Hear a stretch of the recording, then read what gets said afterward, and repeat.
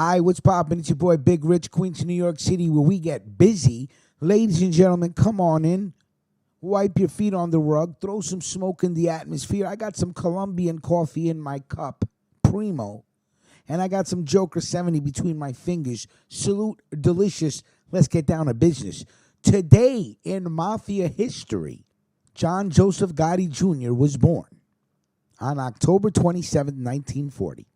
John Joseph Gotti Jr. was an American gangster who became the boss of the Gambino Crime Family in New York City. Gotti and his brothers grew up in poverty and turned into a life of crime at an early age. Gotti quickly became one of the crime family's biggest earners and protege of Gambino family underboss Aniello Della Croce, operating out of the Ozone Park neighborhood of Queens. Stand up, please. Thank you. Gotti was born in the Bronx, New York on October 27, 1940. He was the fifth of 13 children.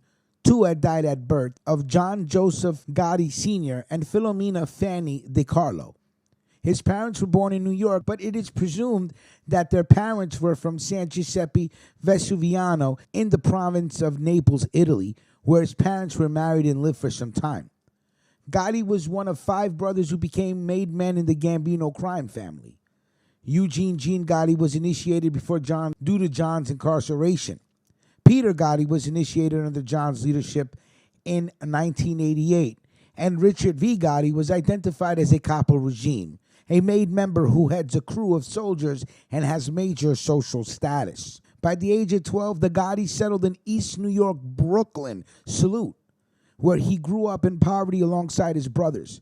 His father worked irregularly as a day laborer. As an adult, Gotti came to resent his father for not being able to provide for his family like a man. In school, he had a history of truancy and bullying other students and ultimately dropped out of Franklin K. Lane High School at the age of 16. Gotti was involved in street gangs associated with New York City mafiosi from the age of 12. When he was 14, he was attempting to steal a cement mixer from a construction site when it fell, crushing his toes.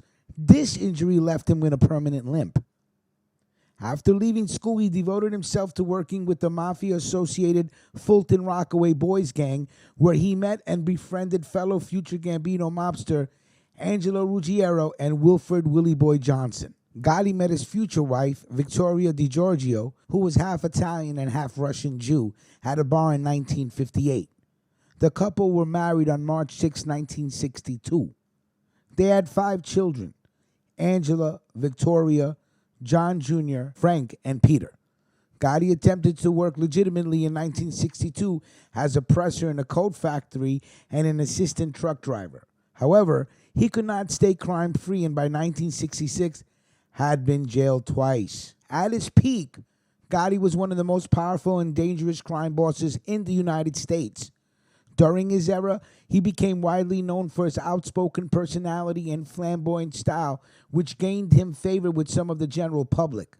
While his peers avoided attracting attention, especially from the media, Gotti became known as the Dapper Don for his expensive clothes and personality in front of the news cameras. He was later given the nickname the Teflon Don after 3 high-profile trials in the 1980s resulted in his acquittal, though it was later revealed that the trials had been tainted by jury tampering, jury misconduct, and witness intimidation. Law enforcement authorities continued gathering evidence against Gotti that helped lead to his downfall. According to Sammy Gravano, Gotti earned between $5 and $20 million per year during his tenure as Gambino boss.